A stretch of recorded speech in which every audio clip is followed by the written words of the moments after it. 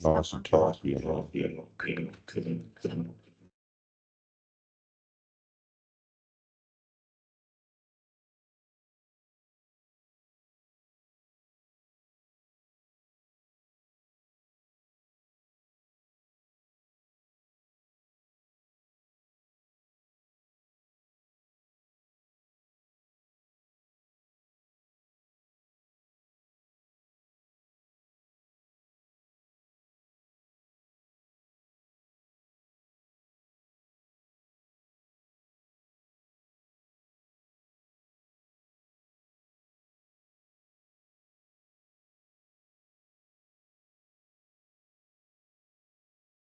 I'm going to unmute him. My phone is always on silent, but you know, the one time don't roll it. Hey, John, Mm. do you have the, I'm sure of us, this, there is a TCDC test Wi-Fi. Yeah. Yeah. Yeah. I have asked this before. Should just allow you straight in. Beauty.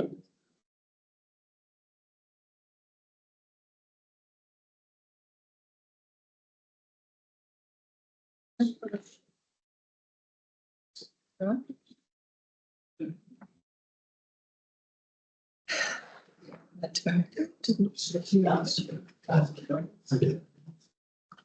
of these meetings, everybody's so rowdy. I'm going to borrow Adrian's gavel. He loves doing it, actually. Oh, every time it happens, people come. He doesn't. Does he actually? Yes, good. Yeah, he does. He's He does the not shy of it. they isn't he? came out with something. Didn't That's good. That's good box. Yeah, Who's come out of the club cupboard? Adrian. Adrian Oh, is he? with his gavel. But it is, in fact, all right, in lieu of my gavel. Madam Use Chair. my belly. Good morning, everyone. Welcome to our Sustainability and Community Resilience meeting. And I've asked Dr. Kate if she'd welcome us with a karakia. Right. Adrian, come closer. Taka te hau ki te uru, whakataka te hau ki te tonga. Kia mahi kina ki uta, kia mata rātata ki tai. I he ake ane te atukura, e teo, he huka, he hauhu. Tihei laurio. Kia ora. Kia ora. Thank you.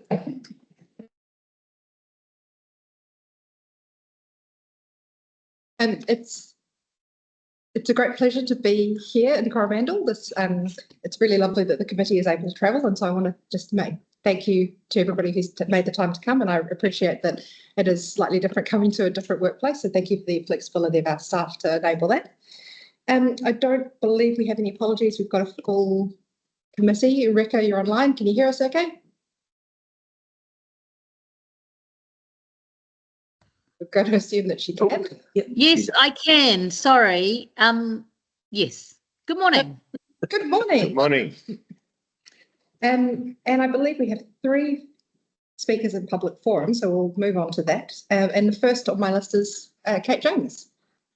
Upper Coromandel Forest and Bird, please come forward. Should I stand or should I just? Wherever you're comfortable, you may sit. This thing? If you want to sit here, it'll be caught on the camera.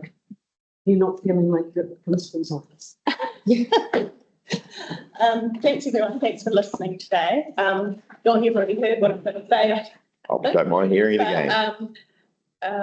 My name is Kate James, so I am the Conservation Manager at Dryden Creek Railway. I'm currently the Regional Conservation Manager for Forest and Bird Waikato, and I carry out volunteer work for the Upper Coromandel Forest Bird Branch. I'm the co-chair of that, and I also volunteer for the Taonga Wairoa. I'm on the trust for Taonga Wairoa Tonga Restoration Project with Ngāti Koro ki Hauraki, and I also spend my time volunteering for Sustainable Coastlines and various other conservation groups. So I've been in the conservation scene here, marine and terrestrial, for 20 years now. And I just wanted to share with you a piece of work that Upper Coromandel Forest and Bird has been carrying out for the last nearly 5 years now on TCDC reserve land around Coromandel Town and the Upper Coromandel So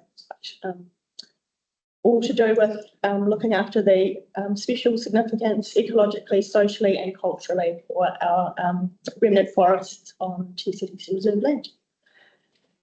So we've been supporting work in the Long Bay Kauri Reserve and Esplanade Reserve, Waitete Bay Kauri Block, the adjoining Torahina Bay Reserve and the Brega Bay wetland. So we've invested a huge amount of time and we've to date accessed over $65,000 to support substantial amounts of pest control, which is just trapping, environmental weed control, planting and environmental work across these public sites. So at Long Bay, we have installed a very significant tracking network. I don't know if you guys all got the email, but Robin's the only other one with a copy of I will forward it. map and some pictures that I've included here. So we've added a huge track network to complement the work of Motu Environment Group, who we work alongside to add multi-species tracks where they only run stone traps. So obviously that protects not only kiwi, but all the other species in these reserves. So in the Long Bay Reserve, for example, I don't know how many of you are familiar with it, just outside Coromandel Town by the campground. We've caught more than 3,000 pest animals to date. So that's, yeah, it is a picture of these possums when we first started putting the autos down. So we're pretty proud of that work and we've struggled financially to sustain it. Most of the money has come from Waikato Regional Council grants, which we access during different years. We did get some money from the Ministry for Primary Industries for kauri protection work, including some monitoring work and surveys and environmental weed control. Also access bits and pieces from the Kilt Bazaar Fund and used about $4,000 of our own general funds from Forest and Bird to sustain work in the Long Bay Reserve and Esplanade Reserve, which joins it there. And the Community Board, can't forget TCDC Community Board, thank you very much, topped us up $4,000 last year when we had a significant gap in funding just to keep things ticking over. So that's our main sort of project, which we've been working on for 5 years this year, I think it'll be. Also working on the Waitete Bay Kauri Reserve, as I mentioned, with pest control up there and at Torahina Bay, which is, some people know it as Little Waitete. We have planted more than, let me check, I think it's about 3,000 plants there now on the coast. So that's all about the stability of the coastal area and ensuring that it's not prone to erosion and looking after the very steep sort of banks around around that beautiful beach and planting the walkway. So there's public walkway that goes down. We just like replanted all around that, so it sort of sweeps around it. It's really, really lovely. So also pretty proud of that ongoing project. And just recently we took over the Brega Bay wetland because the Brega Bay Wetland Society actually folded and passed that project along to Coromandel Forest and Bird to only thing that we're doing there is trapping around the outskirts of the wetland for mainly rats and stoats, stoat as well. So that's just a wee summary, and the idea behind my sort of presentation, I suppose, is just to inform you guys about the financial strain that these projects put on us for caring for public reserves, and our desire to have some sort of partnership with council to fund them sustainably and ongoingly. We've actually got the project to a point now where it is just sustaining with all the infrastructures in place. We have a contractor who does some very difficult trap lines and the environmental weed control, because that's not something volunteers can undertake, and we have volunteers doing the easier trap lines and other things like in Brega Bay, actually it's easy. So I just wanted to table the idea of some sort of partnership with Forest and Bird locally to support the work ongoingly, and Any questions? Sally first. First of all, congratulations and thank you so much on behalf of all the following generations as well. It sounds like you guys are doing some absolutely awesome work. So when you say you caught around 3,000 pests and then you referred to stoats and mustelids and things like that, of that 3,000, is there a breakdown of what you're actually catching? I mean, I know they're all bad for the environment, but what are you seeing out there? So, and for the most part, so that's at Long Bay and Long Bay Esplanade. As you know, it's close to a campground, it's close to a lot of human infrastructure, a lot of rats. Yeah. Waste. And the reason that we jumped in with multi-species traps on top of the stoat line is the possum browse.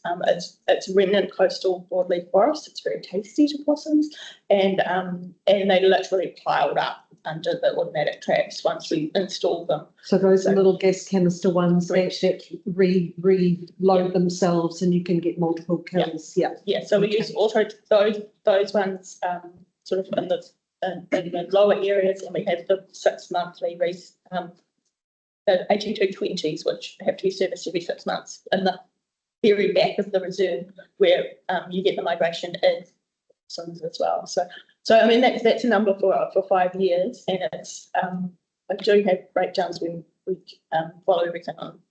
That's cool. I do have a supplementary question, Madam Chair. So obviously with health and safety, some of your funding goes towards paid trappers in those really gnarly areas where you don't want to send well-meaning volunteers. Yeah. But so what would be your approximate breakdown of paid sort of staff to volunteer? So Long Bay's the one where we spend the most money, and the most money doesn't actually go towards trapping, it goes towards environmental weed control because of the aleagnus and various species there, which were actually threatening the forest with literal collapse, because once they get to the state where they're smothering the canopy of native trees, have to be removed and very professionally targeted and dealt with in that regard. So we have obviously written agreements and been through all the health and safety stuff, TTDP, and that's all signed off. And we have a professional contractor who does the work and all those health and safety stuff. Awesome. Thank you. Thanks, Kate. Yeah, Martin. So Martin, you said you have got written agreements for health and safety stuff with council. Do you have any actual specific MOU with council about the work you carry on the reserve? Yeah, so again, what I mean, the health and safety is part of it. It's very Oh, please the do. documents that we had to work through to ensure that we had that we had ticked all the boxes to allow that work. Right. So Derek Thompson actually signed up on it. But it's mostly around the health and safety thing. It's not around Financials. KPIs and things and that kind of thing. No, we as Upper Coromandel Forest and Bird, we have updates to the community board, and we have never been asked by anyone else in council what's happening or what we're doing. Since we find the agreement, we just do what we do and we see the results. And we actually recently a kiwi feather was found in the Long Bay forest. So exciting. And the contractor sends me sometimes beautiful little clips or videos of kapa and other things that are visualised in the forest now. So that's pretty cool. And just one final one for myself, the work that you're undertaking, some of the work that you're undertaking is in council-owned reserves. This isn't private land. All of the work I've outlined is on the council reserves. Yeah, so there's much more going on, but I could be here all day. All the things we're doing. We'll rain check that, but yes, it's a definite yes from me. Okay, no, that's good. Any other questions? Right. Thanks so much. Thank you. And I'll be paying a little bit more attention to the community board minutes if we're getting an update from you, because I think this is a really valuable work and I'd like to stay in touch with that. Often it's a little bit of a begging update, but You wouldn't be the only one. But that's when we have tried very, very hard to sustain ourselves with mainly white professional council environmental funding. They increased their amount of money that were giving you, didn't they, just in the last round, Kate? Oh, I haven't heard that yet. I've applied for this for the next 2 years for Yeah. Longboat. Yeah. With an environmental initiatives fund. I know they moved their rating up a little bit to try and give your group and other groups more funding. Hey, listen, and I love having you coming along to the community board. I like hearing this stuff. And as one who lives locally and who's actually had a tour around Waititi Bay about seeing the good work that happens out there. And it's a lot of work. It is. So thank Big you. fight. Thank you very much. Yes. I'd like a tour one day. It's actually. Absolutely. I always do, winter or summer. Very good. Okay, Thank you very much. thanks, Joe. And I'll call up Meg Graham, and just while Meg is coming up, I should also acknowledge that Jim Davies from the Coromandel Colville Community Board is in fact with us today. So hello, Jim. Welcome. Thank you. Got to go, Joe? I'm Meg Graham. Some of you. I am part of the Mercury Bay Forest and Bird Branch and part of Mana Manu Trust, who do pest control over at Whampoa, and on the reserve group over there. And I'm an ecologist at the moment. I'm focusing on, I manage a 5-year EPI project looking at how you transition pine forest to native forest. That's my background at the moment. I just wanted to, I don't know if it actually got through to you, but I've got a little 3-page that I sent through, and it's just about a project we've been thinking about. This is a joint Mercury Bay and Upper Coromandel Forest and Bird project around bird roosts, and it sort of came to recently with some of the roadworks down there, Thames. But yeah, like our coastal human communities, the coastal birds are struggling with all the pressures at the moment on them, but also with climate change and sea level rise, it's all going to get worse. So our idea is that I've just sort of split it into the issue, the species, and how we can help. The idea is to look at what we've got, what populations we've got around the peninsula. And so you can sort of break it into your sand, shell and gravel beaches, those birds, and your rocky coastlines and your treed coastlines. And there's a whole lot of species, obviously. But what we're proposing is to set up a bit of a working group with the different agencies and just try and take things forward looking into the future. We need to identify what populations we've got, what the threats are, where there's a need for doing connecting. And what we wanted to propose was some trials to build bird roosts. And it's quite good timing because you've probably heard the proposal in Thames with a Chenia Ridge. So that could fit in with our thinking as well. Because one of the things I do, which the regional council contract us to do, is we go out and weed spinifex off a little sand island in Whampoa Harbour, because it's where the only Caspian tern colony that I know of from North Auckland down to Hopi, Pritivi. It's the only one in between there that breed a big colony, but it needs a lot of management. And I think if we can be a bit proactive, we can probably help them out a bit more without having to be hands-on all the time. So the idea is that, and what brought it up, there's some photos too. I don't know if you've seen the Tararoo oyster catchers, Yeah. find their baby, and then they took the rock wall, and then they got pushed onto the road, and they got run over. And we were hearing, and other people in the community were all complaining, but we were getting from our members that not good. And so we talked briefly with Tahi, and they have been in contact with Doc, and they've done a slight mitigation. But the idea is let's be proactive and have some trials. So when they come to do these rock walls, they go and build whatever's needed. Best practice. Beforehand, without having to displace the birds, And I understand that they're all going to the airfield and causing problems elsewhere, so we've got to make room for this bird. And it fits in with your sustainability programs and things. So that's the concept. Just wanted to put it forward to you and just table it and ask that you consider working with us in partner to take the project forward. So we're talking about Waikato Regional Council, DOC, Wakakotahi, Forest and Bird, other community groups, iwi, that would be interested.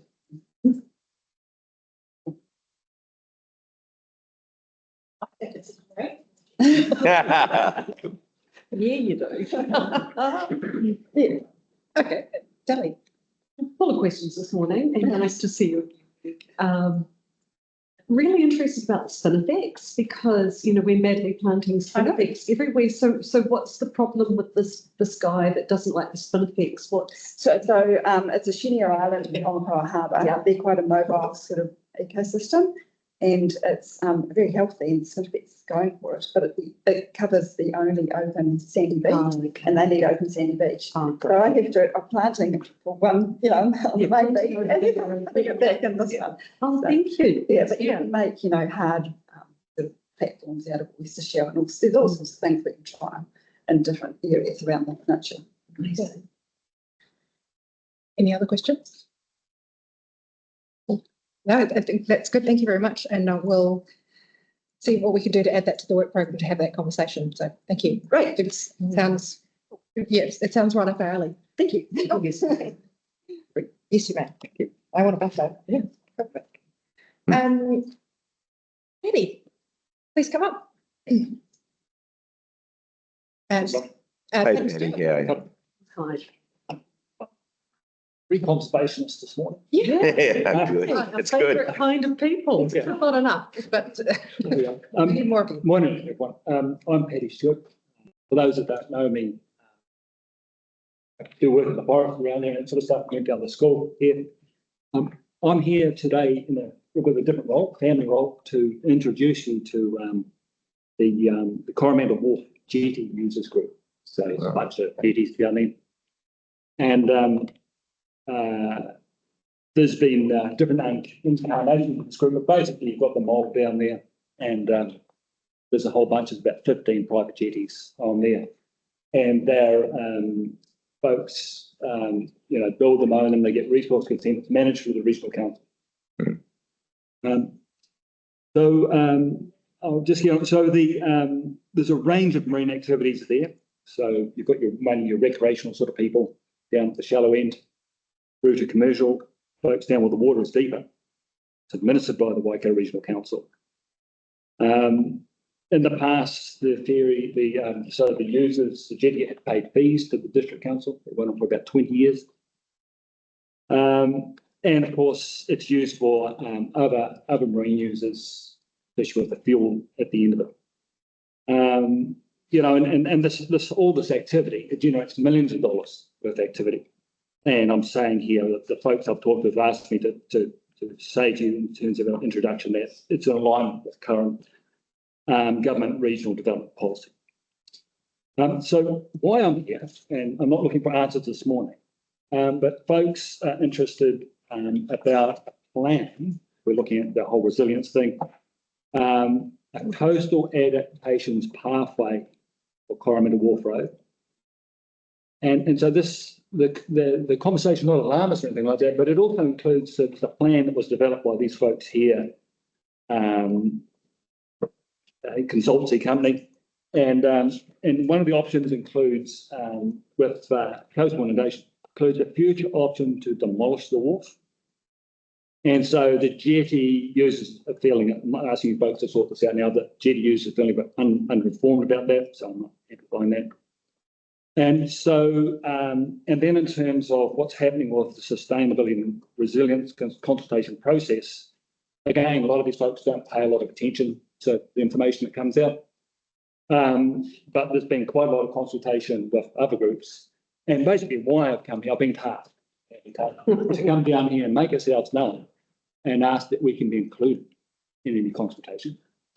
So, and we realise these are long-term sort of plans, but we'd like to be part of any conversation of what's happening down there with that community asset. It is a community asset to use, but people are using it for their private and professional uses. That's all I was tasked to do, was come down and introduce the group, and probably ask for some point of contact with the council so that we can engage. Thank you. Thank you. Yeah. That's John first. Hey Patty, good to see you here, mate. Yep. You mentioned something, you've got some paper here that talks about demolishing the wall. Yep, that's right. Where Yep, where did one, where did that originate from? That's off the council website a couple of years ago, something like that. It's an option, so I've done. It's an option. It's certainly, to my knowledge, Patty, nothing that's been discussed. Yeah, okay. Seriously. So just on that, you know, in terms of Yeah. working class folks dealing with the council. Yeah. When they see something written down like that. Yeah. The radar starts spinning. Yep, yep. And also I'd politely say that, you know, when something is written down like that in terms of policy, especially when individuals come to meet the council of these issues. Yeah. You know, if we read the room with this in terms of, you know, even district politics. Yeah. Folks are very sensitive to being told this is national policy and showing the door. Okay. So thanks very much. And I just want to. There's so many questions. Probably. Just, oh, sorry. Deli and- Supplementary. Yep. Oh, supplementary. Listen, Patty, I'm definitely keen in working with you and your group, okay? Yep. And I'll talk to Margaret Harrison out in the area office. We have networking days with the community board, which would be our primary point of contact with you. Yep. So I'll see if we can get you onto one of those networking days. We can sit down, have the discussion, maybe go down on site and have a look at any concerns you have down there, okay? Certainly keen to work with you. Thank you, John. Good. Deli? You just answered what I was going to ask, but I also want to acknowledge, Patty, the work that you do for your community. Are you a resident? Both sides of the. Yeah, both sides of the hill, because we normally see Patty in capacity of the Mercury Bay Boating Club. Ah, And I'm just like, Vice Common. where do you live? Yeah, I live every. you live in yeah, but thank you for the work you do that Yeah. John You can- provided a solution. Yeah. It's great. we'll stay in touch. Yeah, Good. my final question was going to be, what is the best way? But I think that. Yeah, Start getting into the Start the conversation, yeah. We've heard you, we can follow that up and make it work. Thank you for coming. Thank you. Appreciate your time. Good meeting. Please be careful. See you, Patty. See you, mate. It appears we do have a trip hazard. Yeah. Thought out. Health There's factor. so many locked doors in this building. What do we do if there's a tsunami siren? It's like. Stay here. Okay. You want to be somebody's. Let's move on. Yeah. So we've got our 3 speakers, and we've got a motion to receive the 3 speakers in public. Oh, all 3 of you. I've got a mover, a seconder, and a third. I've got Deli and Martin. Saw the first hands up, so that's all good. So I just, Madam Chair, if I may, Maybe. I've in the apologies, I forgot to give Gavin Jeff coats. Okay, He did apologise, excellent. okay? Would you? Gavin. No. Gavin Jeff coat. So Gavin Jeffcoat is the community board chair for Coromandel. Excellent. Hello. You may stay for as long as you like. No, sorry. Do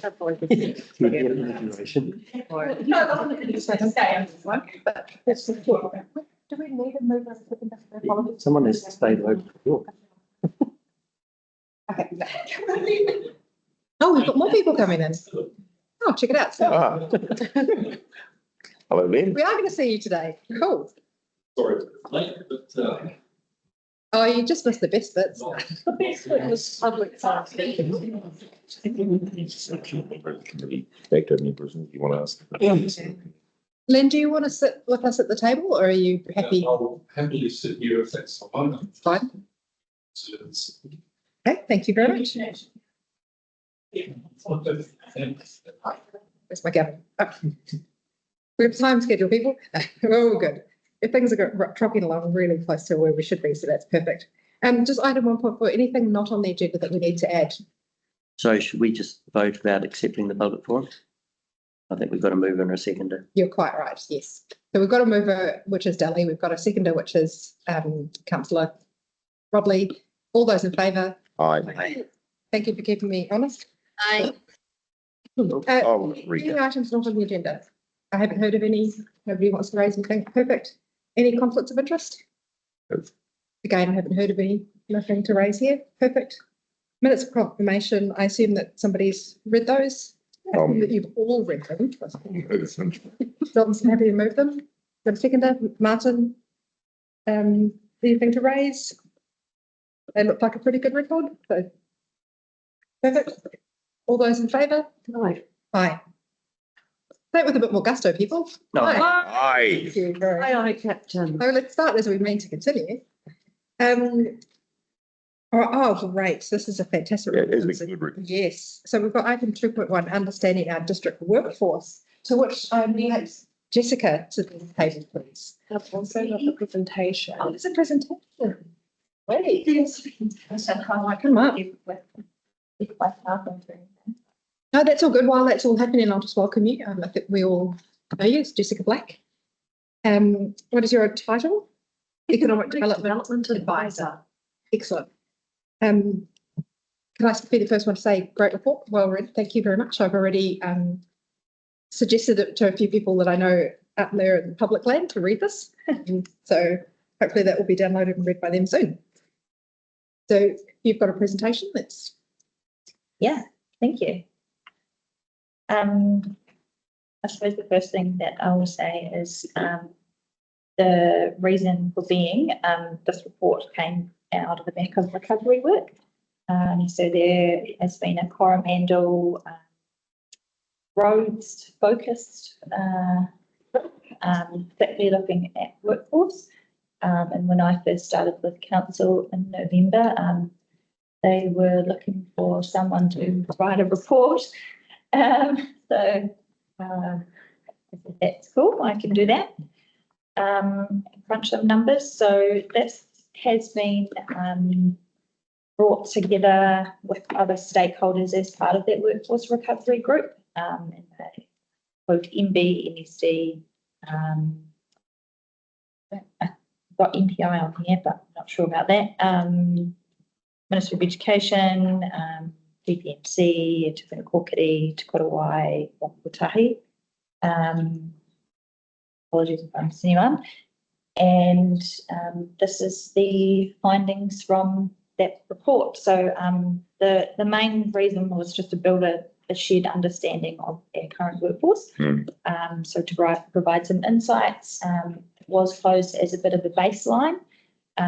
Whether or not we will repeat the exercise to the same extent we did remains to be seen, but yeah, provides a snapshot in time and some emerging issues and things. I just wanted to stress that it's not a needs assessment, so it doesn't go insofar as to say these are for sure the gaps. This is just a lay of the land of what our current workforce looks like, and we can draw some inferences from it. Yeah, it's not a full needs assessment. And the idea with it now is that having been somewhat of a shared document, these other stakeholders that have more of a influence over workforce related initiatives, that they actually come to the table as well, and that they can hopefully put their money and their mahi in their mouths are too, and help us in our roles as at council to support this kind of work. Stephen might be able to speak to a bit more about the fact that the focus of this particular group around roading.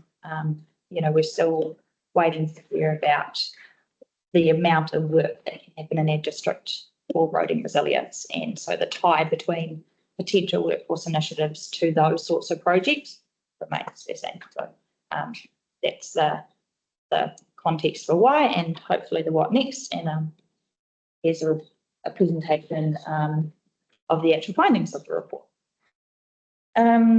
So I can jump to the next. You control that. Thanks, Susie. So just wanted to highlight some key things from the report. This is a snapshot of our district population, and then that flow through into employed residents. So our current district population is roughly around 34,000 people. And then you can start to see our proportion of those who are over 15 years old, and then that standard definition of a working age population, which is ages 15 to 64 years old. And that's that darker green box there. And so you can actually see the chunk of our population that are over 65 and under 15. And that's that third, that big chunk, a big chunk that we talk about. And then we have our employed residents, which is about 10,400, which is a third of the adult population.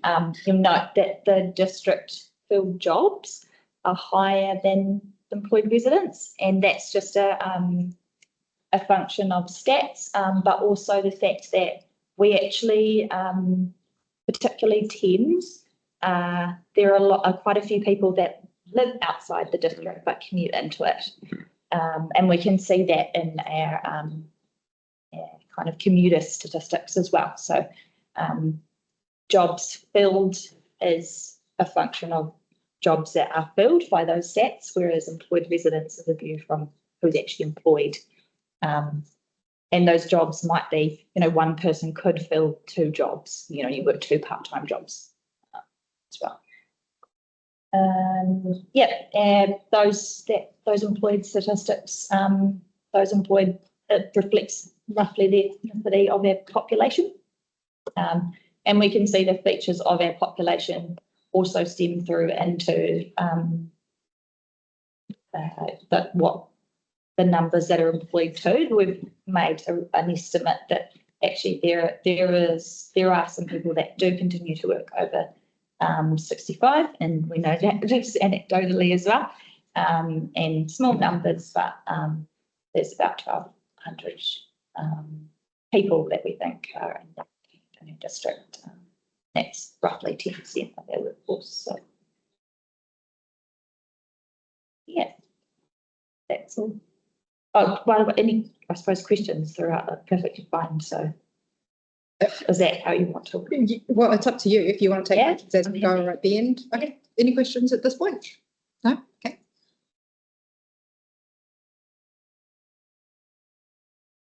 Nice. And then we looked at workforce location and mobility. So from commuter stats, we can see that most people work within their water residence. And that could be a preference, as in people work in a place and then, try to find a job and decide that 45-minute commute's not that fantastic. We know that different roles do commute everywhere, and we've just done that today. So it's not a perfect science. It's just based on where you live, your address, or where you live versus the address of the business that you're employed by. So we can. There's a bit of stats in there that I didn't go right down into the weeds, but these commuter stats can give that view. It could be a function of people either move to where the job is so they can be close, or it's kind of a cat and mouse situation. 30% of people work from home, and a third of people are self-employed. This is double the national rate, which is really interesting. And then 30% of those employed work part-time, and that's also higher than the national rate. But again, sort of a function of population and general lifestyle choices here might also be that, if you are running a small business, then you might be deemed as self-employed and you don't hire anyone else. It's a nice place to come and start a small business or be self-employed. We know that there's about 4,500 business units in our district, and 3,500 of them don't employ anybody.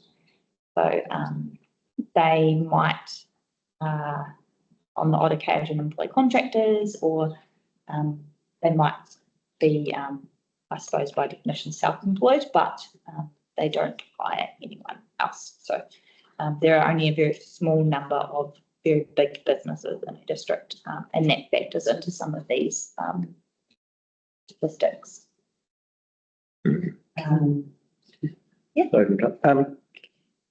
So, yeah, I'm just looking, you've just quoted that, business unit statistics, 72%, 3,500 out of 4,900 business units are sole traders.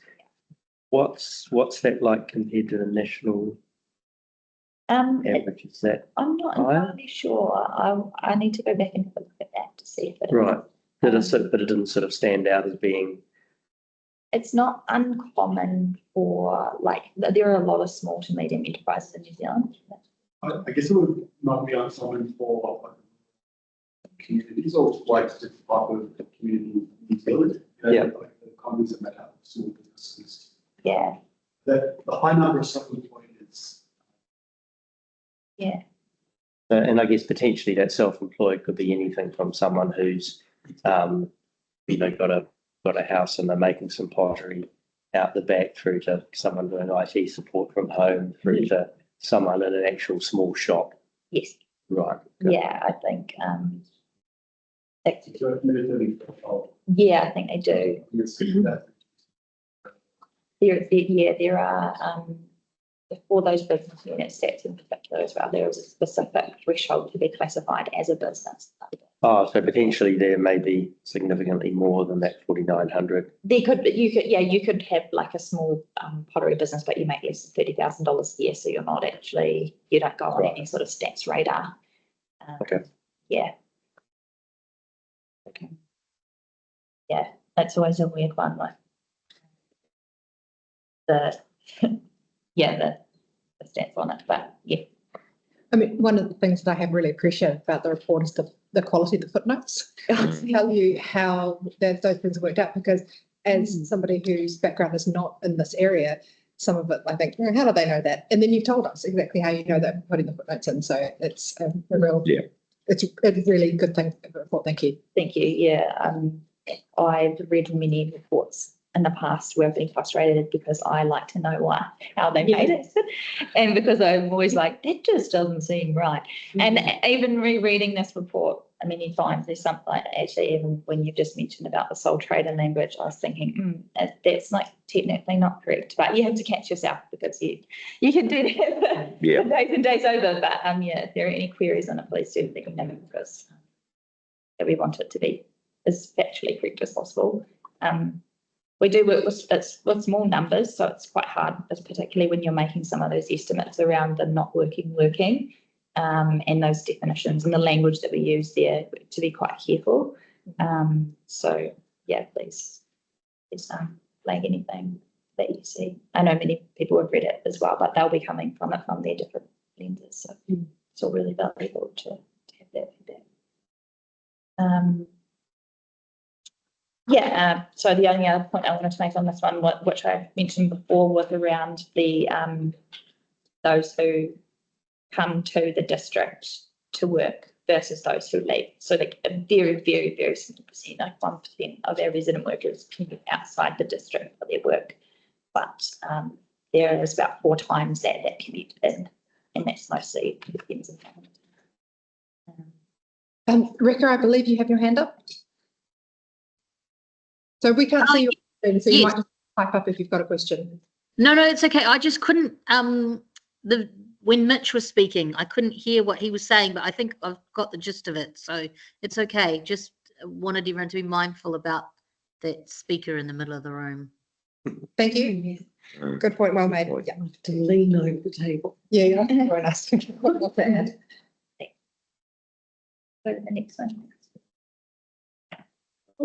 This is employment by industry as at 2023, and just want to flag that these numbers might shift. I think we talked about this in previous meetings around employment, particularly in construction sectors, where we know that, and at least anecdotally, those industries have been feeling it, and people have definitely lost jobs in those areas. So this is last year. So quick clarification on that, Jess. Yeah. This is district employment by industry 2023, but the rest of the report is working on census data from 2018. So there is a bunch of different sources for the information. Where I've been able to get the most up to date, Yeah. then we've gone with that, whereas some of the data is from 2018, and we won't get the current census information, at least at this particular level, till 2026. It's ridiculous. Yeah, it's a bit crazy. So yeah. Thank Hopefully you. You've had to work with what you've got access to. Yeah, and there's definitely been some assumptions that I had made around using 2018 information for, what would I say, sort of like percentages, and then attempting to apply that to a higher level number that I know is more relevant now. So there are some assumptions around those trends persisting, and we don't know for sure. Back to the small numbers thing, I guess, because there are lots of assumptions baked into many of these numbers. So we're looking at the trends and the way the numbers change, so much as to there's a couple hundred here and a couple hundred there. Yeah. Dodgy maths. No, you're doing well, Jess. Actually, that graph there is quite interesting. But I was just wondering what it would be like, just randomly thinking, ward by ward, because, I'd imagine it would vary quite significantly. That's in here. It is in there. I've got the ward by ward. I missed that. Okay, Page 37. we'll look forward to the upcoming graph then. That will be interesting. Yes, I'm not actually sure I've got it on here, sorry, but it is. No, so But you that page, assume all your councillors have read the report. I did, and I missed that It's one. okay, it's quite. Not your fault. John has read it. He's just having a moment. Having a little I do that regularly. There's a. Is there a graph on page 37? page 37 of the packet. There's a table. Yeah. Oh, the table. The information is there. Oh, there it is. It just summarizes the top kind of top jobs In each ward. in each ward. And that's where I thought fishing and agriculture would be with this ward. Yeah. That's great. Very cool. And that's to more of a, Accommodation. to a slightly more drilled down level, but it's similar. So the one thing that I just would like to point out with this employment by industry is the link between some of our significant industries in terms of GDP versus those who industries that employ. So what construction is one of their top contributors to economic activity. But we also know that rental, hiring and real estate services, so those property related industries are actually up there too. So rental, hiring, real estate services, 10% of their GDP. But you'll notice that their direct employment is practically zero. And so that's not to say that it's not an important sector. It does have flow on to other parts of our economy, particularly construction, retail trade, without people coming and staying in rental accommodation or having batches. We might not have that same level of economic activity, but in terms of employment potential, those sectors provide very little opportunity. So I think that's something to keep in mind. And the same when we talked about those businesses that are big employers. There are 9 businesses that employ over 100 people. Most then falls right off. Yeah. Sorry to interrupt, Jess. May I ask you a question? Yeah. That was one of the questions I had, was around real estate. And do you, in this graph, when we look at this graph, do they sit under sort of the all other industries or the retail trade? They would be captured in all under industries because by the same definition, the same industry structural definition is used for when we look at GDP as well. Yeah, and so they're 10% of GDP, but I can find the exact number, not while I'm sitting here, but I can find it. No, it's okay. I was just wondering where they would sit in this, because and this conversation can come up when we look at things by ward, that they seem to be really significant in the ward that I live in, but I just wanted to understand how they were captured is all. Yeah, they would be in all other industries. The other similar to that is tourism. So tourism is not always classified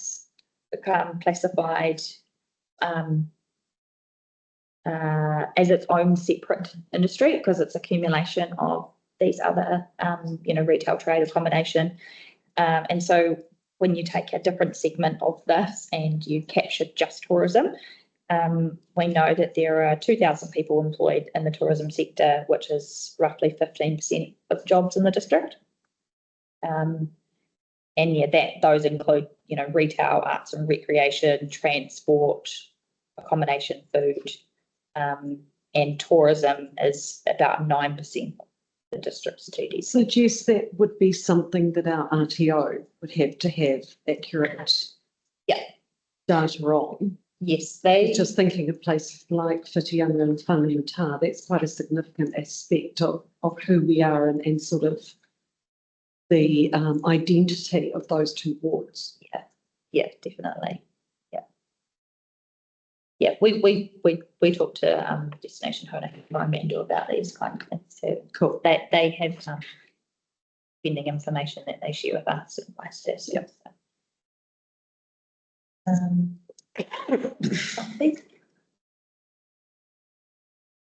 And then here's snapshots around skills and training. This is pretty standard, the split between low skilled and high skilled jobs. I see that most districts have the same split. It's very arbitrary. Like, what does it mean? You're always going to have low and high skilled jobs in the workforce. But we do know that we have some quite significant knowledge intensive industries. So education, healthcare is a big one, particularly in TEMS, but also in some of the other areas. It does crop up. Local government and engineering. So some of those, really quite technical, knowledge-based industries, they are significant. There's 3,000 jobs that fit into that camp. And we know we have good apprenticeships and trainees that are learning on the job in our district. And those numbers have actually jumped up through some central government changes around incentivising more apprenticeships and trainees, at least under the last government. We don't have any university other tertiary education provision in the district I'm aware of. So apprenticeships and on-the-job training is the best, I suppose, opportunity that we have for our particular district. Yeah, and after COVID, or during COVID, there are a lot of school leavers that left school without any qualification, or having reached higher levels of those like NCEA levels. So that's a bit concerning, but it is something that other parts of New Zealand have been facing as well. So it's just a trend for us to be mindful of if we do have those connections.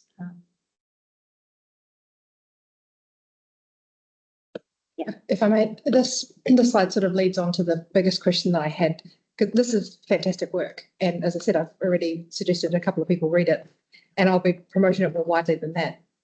But I guess the thing is, my next question is, what are we going to do now? Like, and this leads me to think about, we were talking about yesterday with the Mayor's Task Force for Jobs. Yeah, please sit down. And possibilities of that, and we can see now that we have some evidence that is a really important thing that we should be doing as a council, and it sort of gives us a mandate to just continue to help these store leavers. But what are the next steps for this work? I mean, I think it would be really valuable to look at the long-term trends, but without a specific purpose of it. It feels like we could do this exercise every year, but maybe not learn as much as we could have. So what are your thoughts about the next step? There we go. You got me. Oh, only one. Oh, sorry. Okay, so, Or a couple. because but- that was my question as well. Well, just Yeah. that school leavers thing, just really, I thought it was a nice thing. Yeah. My apologies. It would be great. So we know that Wintec used to deliver more services in Thames.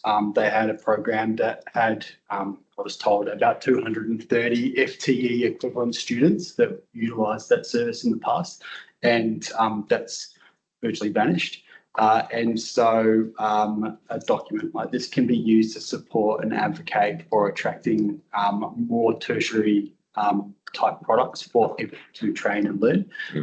And then really the other, aside from Wintec, the other key partner would probably be MSD around whether they can be more targeted or more innovative in the way that they spend money in the district to support people into training and further education.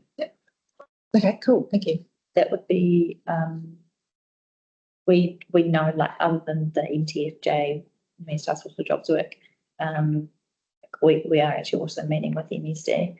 And Helen's team holds that relationship quite well as well for a lot of that work.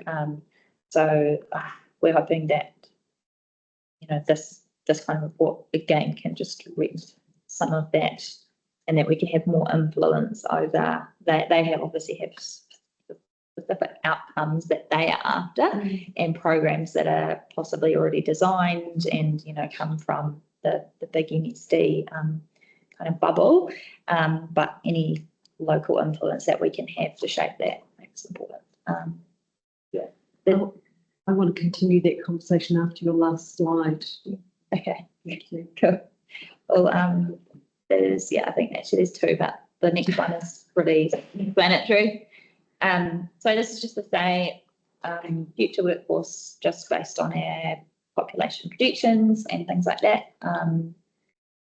This is actually true of practically everywhere else in New Zealand as well. It just becomes more pertinent for districts like ours because of the base of our population already. So but none of this is like, it's all without, without intervention. Like, there's only so much you control, but you can do things, which, to the next slide, please. Yay. These aren't the exact recommendations in the report, by the way. They're just a fancy summary on the slide. But, there's a lot to be said about making a place more vibrant and more welcoming of younger families or young people to stay, to do that active engagement with those who might, are by definition actively seeking work and can be encouraged to go into different employment opportunities. And at the other end of that spectrum, other than just kind of direct interventions, there are things that we can all do around that vibrancy and strengthening industries that can provide those opportunities. So, and I've just put there because you'll ask me what role can governors play, and I think it's that clear, like, advocacy and connection role. So, if you see an opportunity for employment initiatives, or you're aware of a particular reason as to why some of these things are happening, why people might be losing jobs, or why there might not be people employed in a way that is meaningful to them. What is the underlying reason? Because I can give you as many stats and, nice pretty pictures, but, do people over 65 want to be engaged in the workforce, or is it a necessity? Necessity.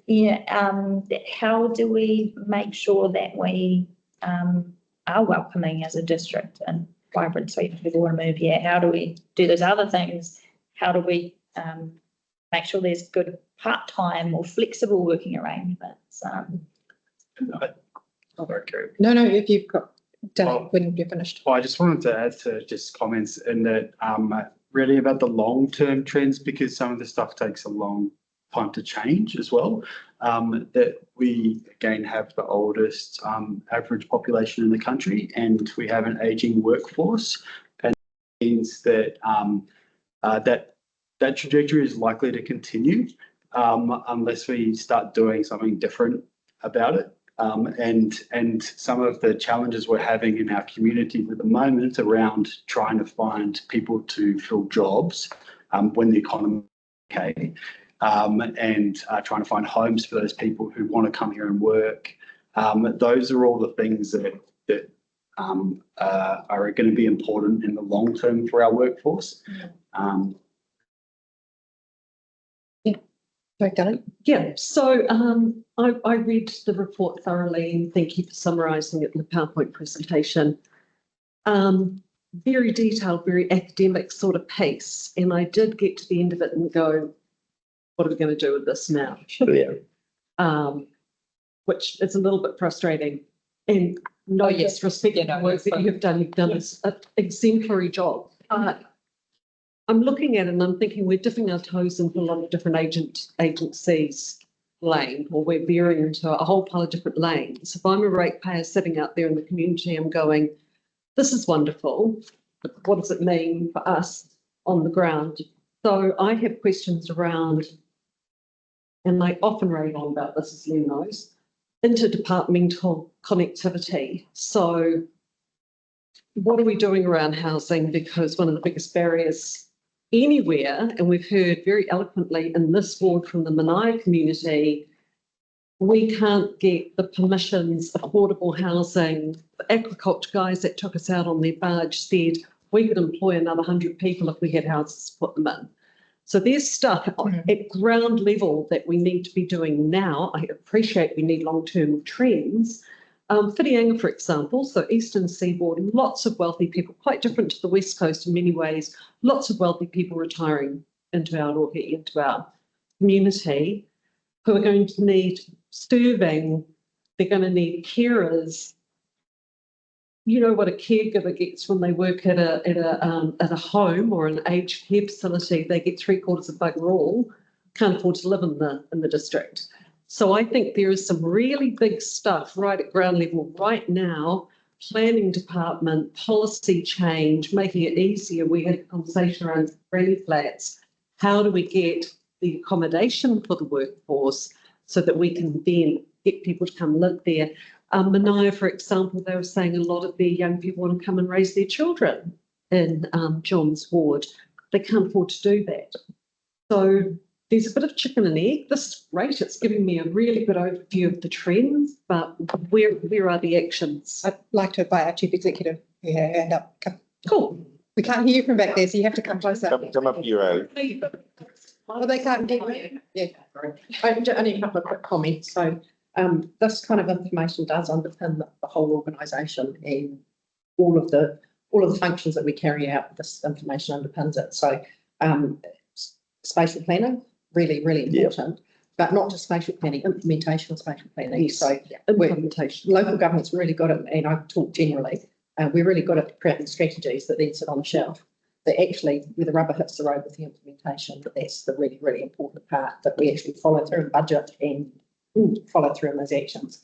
The other part that I think that's this work's really important for is probably two things. One is our limited ED resource. Where do we best put it for best outcome that gives us the outcomes that we actually want, that isn't just about the GDP return or the dollars or whatever, it's about outcomes in the district. And lastly, I think one of the governance roles that governments could play is having a look at our procurement, because as a council, we actually have a lot of things that we procure. You look at our CapEx budgets, you look at the services we employ, and just tweaking some policies that look at what are the local outcomes that give rise to benefits, particularly in workforce and local kind of revenues. So I think those three things are pretty key things that this absolutely underpins and gives us every reason to drive and take forward. So, Madam Chair, is that action around workshopping some of this as Aileen has outlined? Thank you, Aileen. Couldn't agree more. Absolutely. So could we put that as something we would like to drive forward? Yes. It's my governance advisor. Yes. Thank you. Yeah. You see, if I've heard a couple of my colleagues ask what next with this report. To me, this was while we were going through it, and when I read it, it was actually more of a reinforcing everything that I'm already thinking about. I was thinking housing, district plans, spatial plans. Yep. Pointing out that Thames really is an important little town in this district. It's the economic powerhouse for us. So that sort of information that's coming into your governors from a report like that is quite significant, and will have a bearing on what we do and what we think. Don't necessarily have to pick that up and do a million things with it, but the information is quite valuable. And I did enjoy reading it. And I don't enjoy every council report I read, I promise you that, but it had so much information in it. It's a good report. Thank you. And on that, I'm mindful of the time, and so I feel like we should carry this conversation on further and further, but maybe not exactly here, unless your question was quick, Martin. Yeah, just two little observations. So I guess the thing that and this that can't be in this because this is about workforce, but is around the volunteers and the amount of actual work that our older volunteers do. So while, yes, we're having an increasingly older population, that does give opportunities to have lots of volunteers working, and I don't know there's any way of, collecting the hours of volunteer work. The second thing was that when we were at the Marae last year, it was mentioned there, and I think the number that was mentioned was potential for iwi to be coming back into this district with the when the settlements happen, and I think the number was about 2,000, and I don't think they had any exact things about what kind of, if that's young people or older people, but that would seem to me that is a significant number of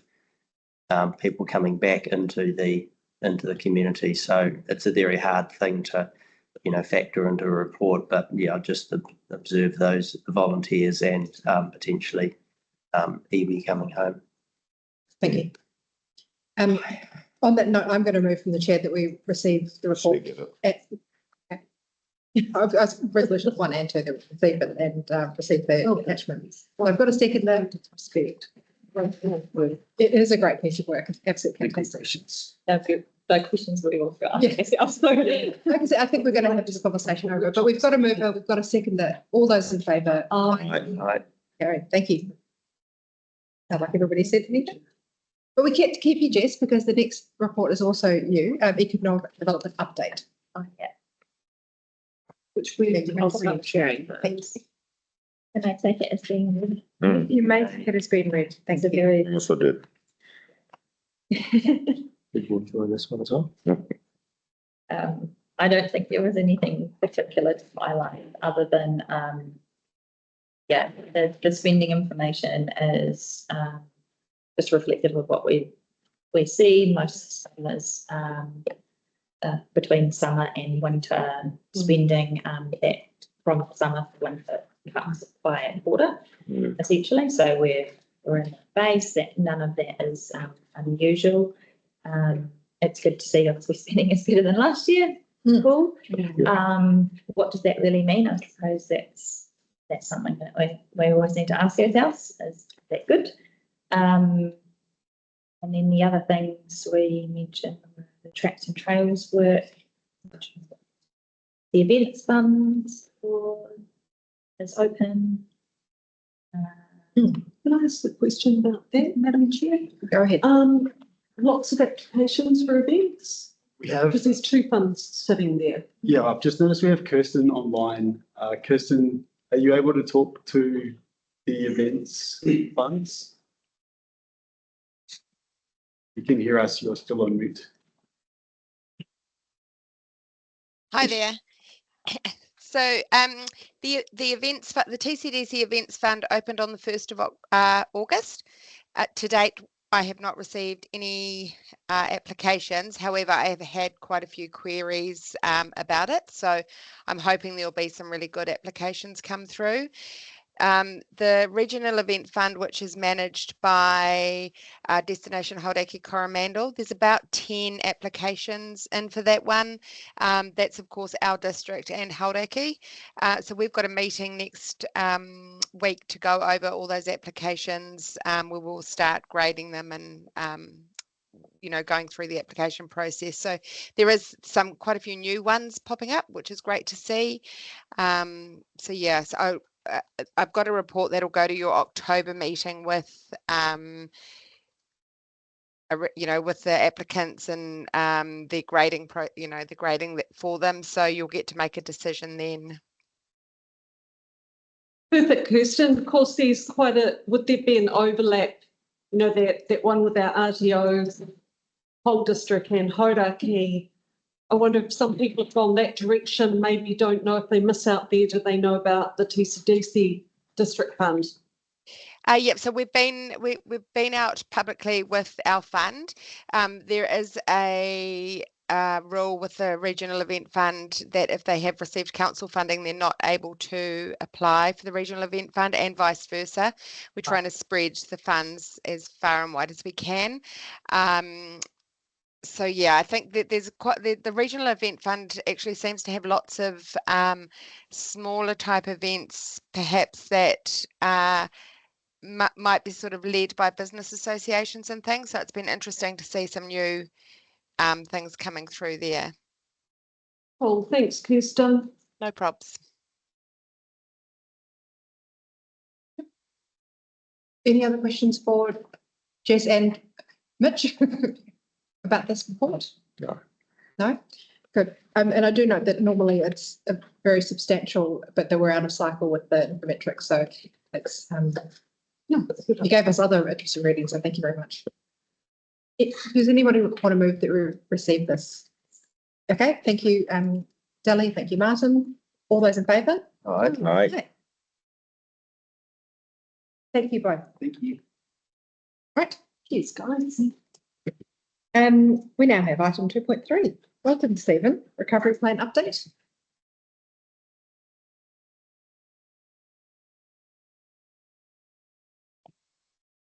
Nice to see you. Thank you for coming. Yeah, pleasure. Let's ride up the ghost. Yeah. Finished it. Keep going. You're going to keep going, just do the loot? Good. Some of it. So thanks, Chair. Shall we take the update as read and You should. kind of go to questions? Just reflecting back on the effectively your kind of one-page action plan for making a difference around the economic development outcomes. I think it's a really lovely illustration of keeping it simple and just doing the things that we can do to make a difference. With the recovery plan, we were keen to give it a little refresh, make sure that it captured things that we think are the council's role to be either leading or suggesting, or actually facilitating and possibly even delivering. It's quite clear that the big prize that we wanted to chase as part of the recovery plan is the resilience program. And I didn't want to end up with that conversation being jammed in earlier in the week, because it's quite clear now from what's happening to the New Zealand Transport Agency, Waka Kotahi, that will be forced to go back into a fresh round of advocacy and convincing people that own budgets that this is a really good idea and should not be left to wither. So that's going to be the focus for a lot of what we do over the next 6 months. There's a lot of personnel changes occurring in the transport agency. You might have read our regional relationship director for this area is moving on, but moving into local government, which will be helpful. and the CEO is on the move early next year. So and we're already seeing some new names pop up who we now have to rebuild a relationship with to convince them that the resilience program it's an economic development initiative in of itself. And there's some really good work going on in the district now on the local road network, where we are building up the workforce capacity and expertise. We've got to make sure that we don't create a treadmill effect there, that we don't actually have the transport funding to back it up. But that we're seeing some really good things happening with some of the local contractors gearing up, and particularly Councillor John thinking about this area. Most of the work that is going on the local road network is the same 3 local roads that we picked out to put into the resilience project in the first place. So there's a nice fit there.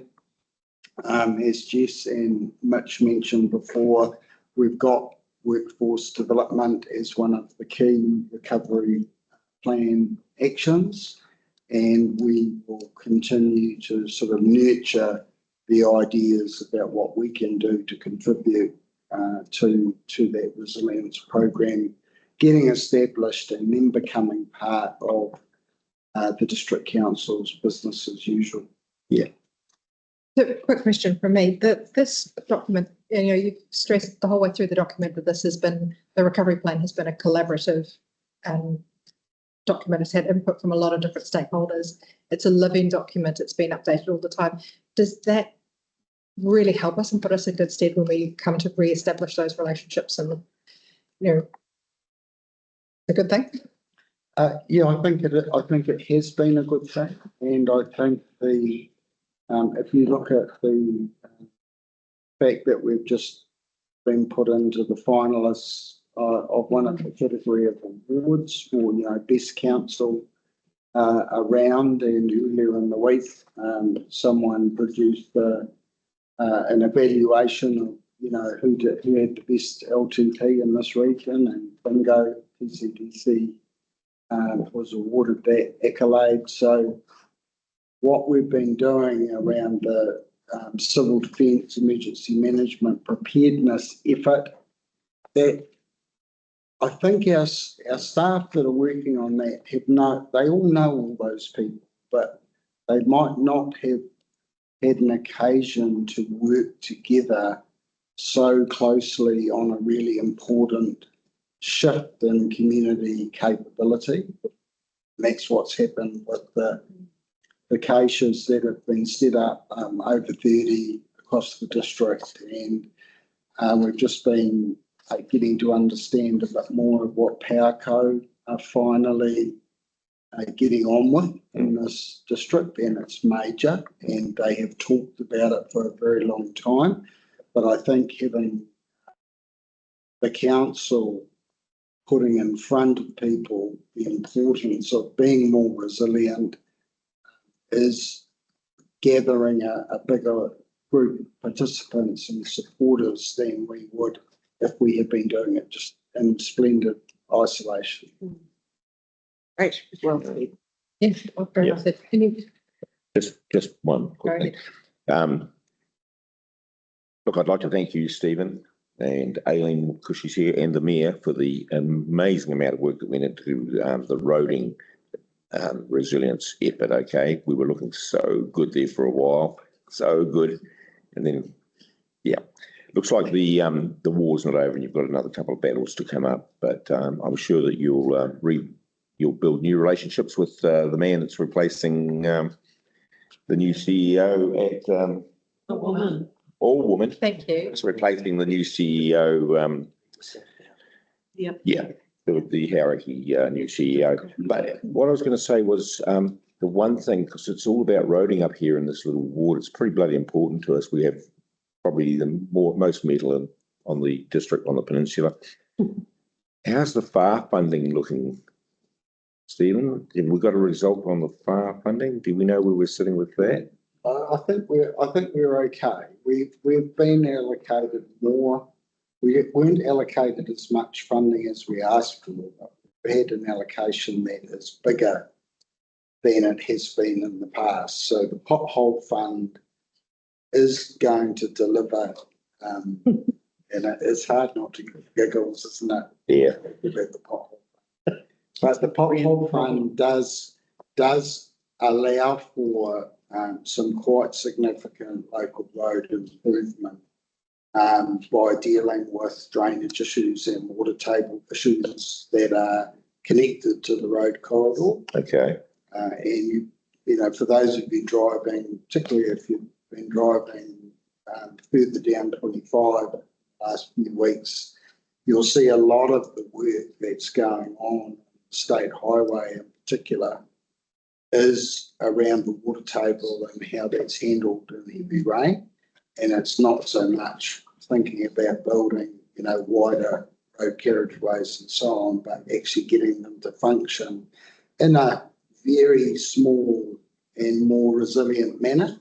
Okay. So we don't lose sight of the fact that we have, you know, circa on the state highway, we're sitting at about 150 million has gone in post the storm events, and that's probably 5 times what's gone in after similar series of storms in the past. Yeah. But we have a bigger ambition than that, and that is to get that resilience program. And, you know, there's still a couple of zeros to add on there before we're going to go, yeah. But Yeah, we had also lost on cycling and lost on the road safety. Yeah. It's small amounts of Yeah. evidence. And also on the school, all the council hospital lost since the school damage. So those are, we need to make certainly on the road safety. And we now have good costs on council and road and schools. We would agree to say we run on potholes in the same. Thank you. Sorry, I couldn't hear or make sense of any of that. We'll catch up with you, Rebecca. Unless you want, Lee, would you like to come and repeat that? Oh, we'll catch up. we'll catch up with you. We've got Len at the table as well, and then Kelly's got a question. Thank you, Madam Chair. Thank you, Stephen, and also to Jess, wherever she's gone. Over there for your earlier one. I have a couple of questions, and I'm deeply mindful that we've lost a lot of ground in those relationships that you referred to, and that we've got to start rebuilding.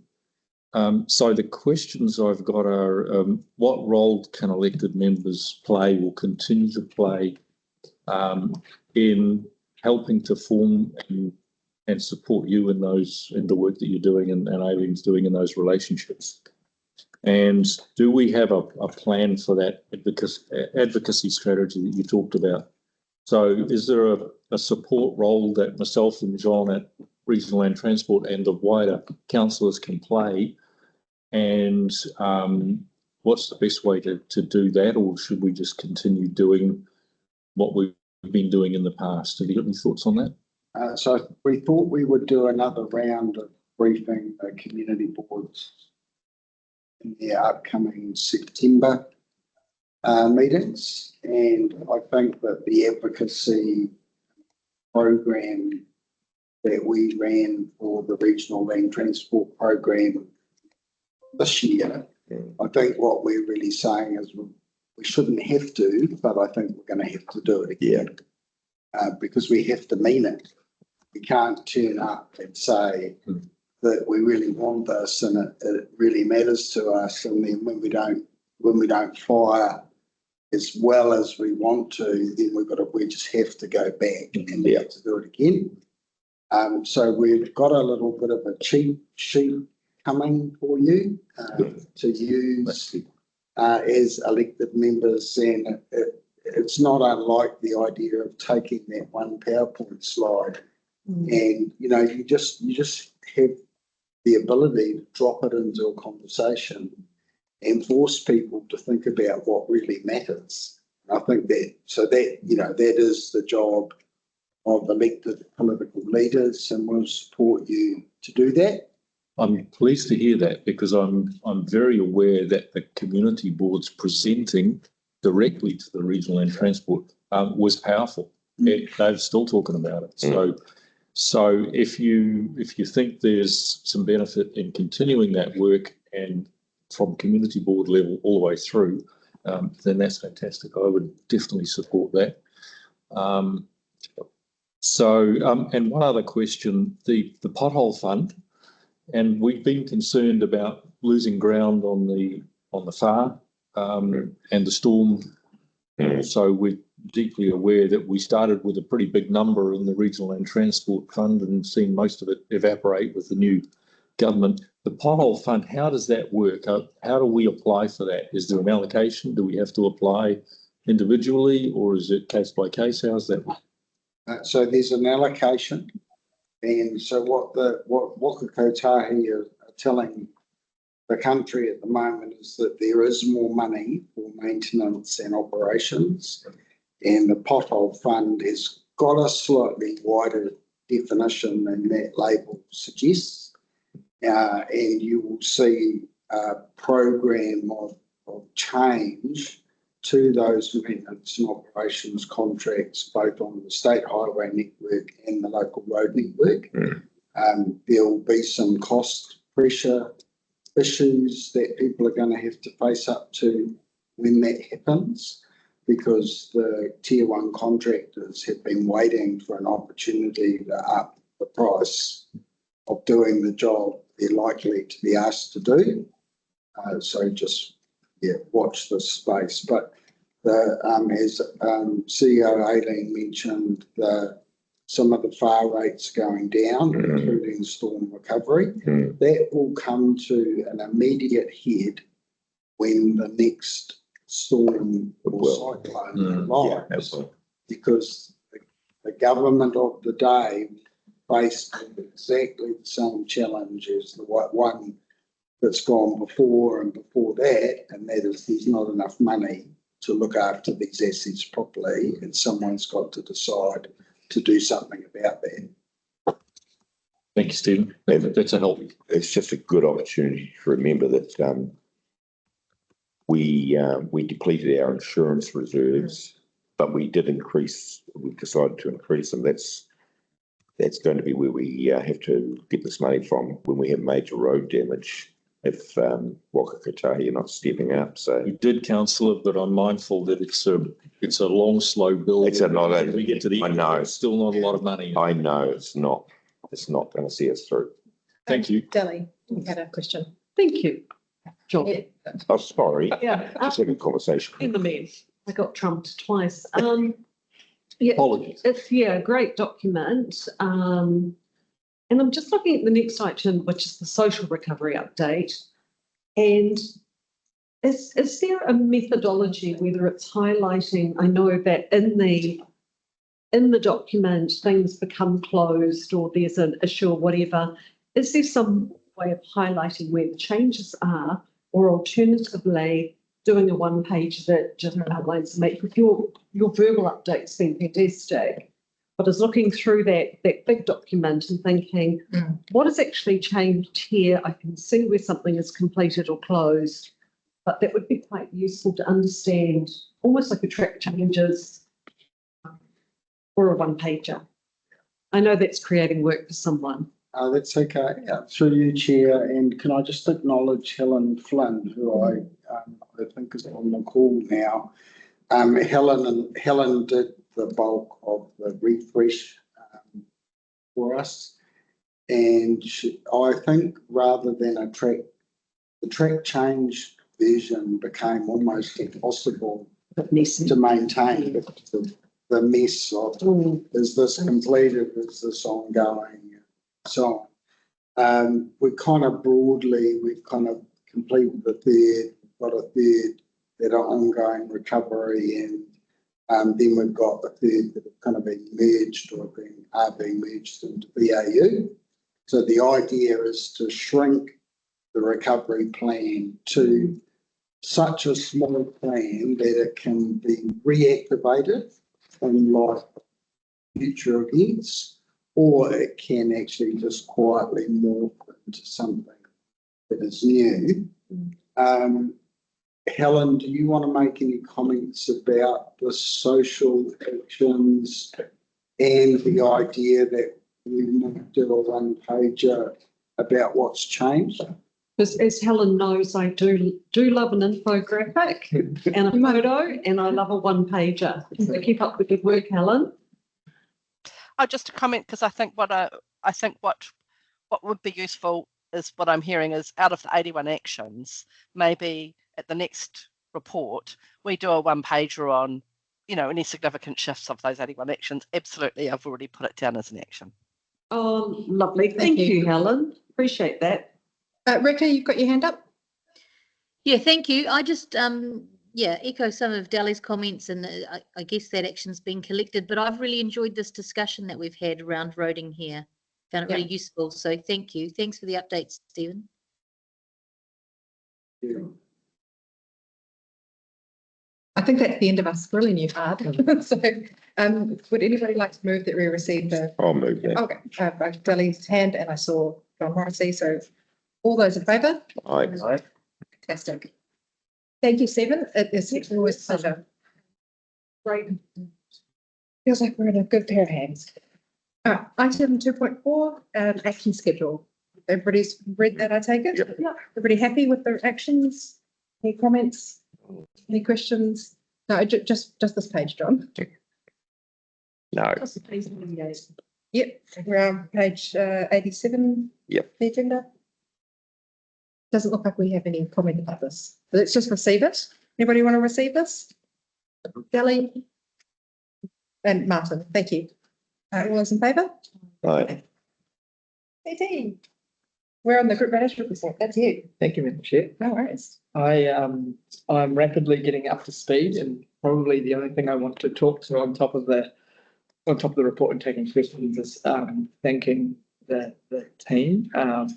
We have some really good people who are, as I've seen today, so got a lot of depth in areas that I don't know if I'll ever get to in the time that I hold. So I will be relying on them. I've had some good crash courses on some of the items in here, including the action schedule that I might just turn back to very, very quickly.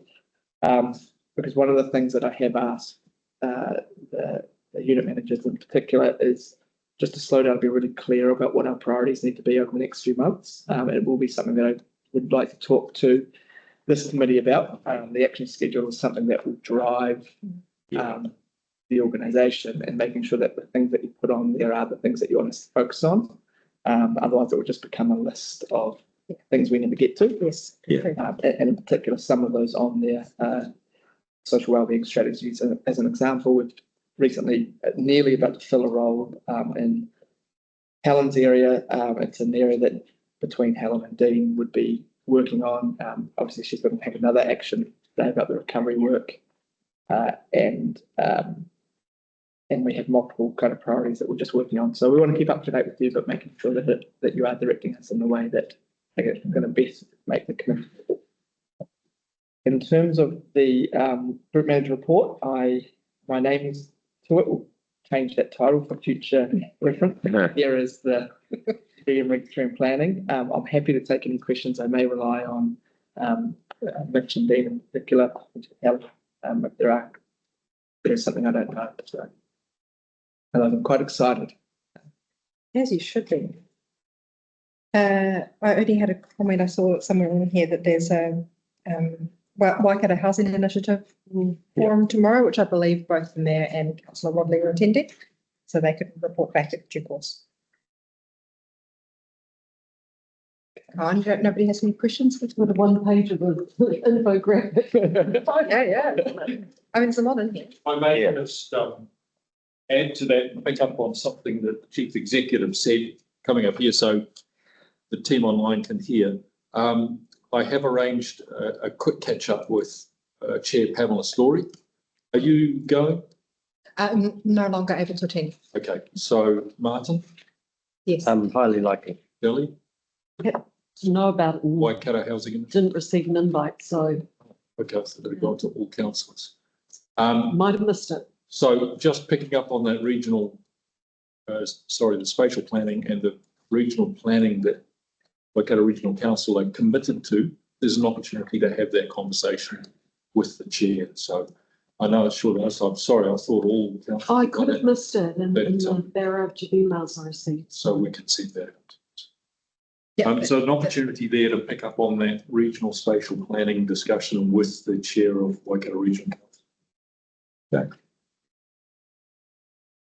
So nobody has any questions for our acting group manager? You'll get off lightly. Yeah, we Only do. the personation. Yeah, we will. We'll have more for you next summer. Oh, well, in that case, can I move from the chair that we received? No, answer the question.